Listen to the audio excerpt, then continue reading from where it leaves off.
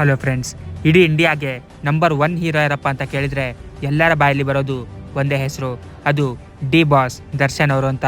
ಹೌದು, ಇವರು ಯಾವುದೇ ಒಂದು ಸಿನಿಮಾ ಮಾಡಿದರೂ ಕೂಡ ಸೂಪರ್ ಹಿಟ್ ಆಗುತ್ತೆ ಹಾಗೂ ಕೋಟಿ ಕೋಟಿ ಬಾಕ್ಸ್ ಆಫೀಸ್ ಕಲೆಕ್ಷನನ್ನು ಮಾಡಿಬಿಡುತ್ತೆ.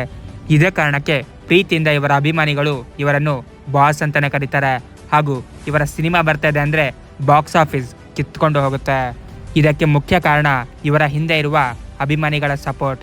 ಹೌದು, ಇವರ ಅಭಿಮಾನಿಗಳು ಇವರನ್ನು ಎಂದಿಗೂ ಕೂಡ ಬಿಟ್ಟು ಕೊಡಲ್ಲ. ಅಷ್ಟು ಡಿ ಬಾಸ್ ಅವರನ್ನು ಎತ್ತಿ ಮೆರೆಸುತ್ತಾರೆ. ಅವರು ಏನೇ ಮಾಡಿದರೂ ಕೂಡ ಜೈ ಡಿ ಬಾಸ್ ಎಂಬ ಘೋಷಣೆಗಳನ್ನು ಹೋಗ್ತಾರೆ. ಅದು ಯಾವುದೇ ಕಾರ್ಯಕ್ರಮ ಇರಲಿ, ಅಲ್ಲಿ ಡಿ ಬಾಸ್ ಅಭಿಮಾನಿಗಳು ಇದ್ದೇ ಇರ್ತಾರೆ. ಇದು ಡಿ ಬಾಸ್ ಅವರ ತಾಕತ್ತು ಅಂತಲೇ ಹೇಳ್ಬೋದು.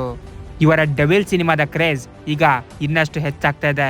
ಹೌದು, ಕಿಚ್ಚ ಸುದೀಪ್ ಹಾಗೂ ಧ್ರುವ ಸರ್ಜಾ ಅವರ ಮಾರ್ಕ್ ಮತ್ತು KD ಸಿನಿಮಾಗಳು ಕೂಡ ಡೆವಿಲ್ ರಿಲೀಸ್ಗೋಸ್ಕರ ಮುಂದೆ ಹೋಗುವ ಸಾಧ್ಯತೆ ಇದೆ ಅಂತ ಹೇಳಲಾಗುತ್ತಿದೆ. ಹೌದು, ನಿಮ್ಮೆಲ್ಲರಿಗೂ ಗೊತ್ತೇ ಇರ್ಬೋದು, ಡೆವಿಲ್ ಸಿನಿಮಾದ ಮುಂದೆ ಬೇರೆ ಯಾವ ಸಿನಿಮಾ ರಿಲೀಸ್ ಆದರೂ ಕೂಡ ಫ್ಲಾಪ್ ಆಗೋದು ಗ್ಯಾರಂಟಿ ಅಂತ. ಇದು ಡಿ ಬಾಸ್ ಅವರ ರೇಂಜ್ ಅಂತಲೇ ಹೇಳ್ಬೋದು.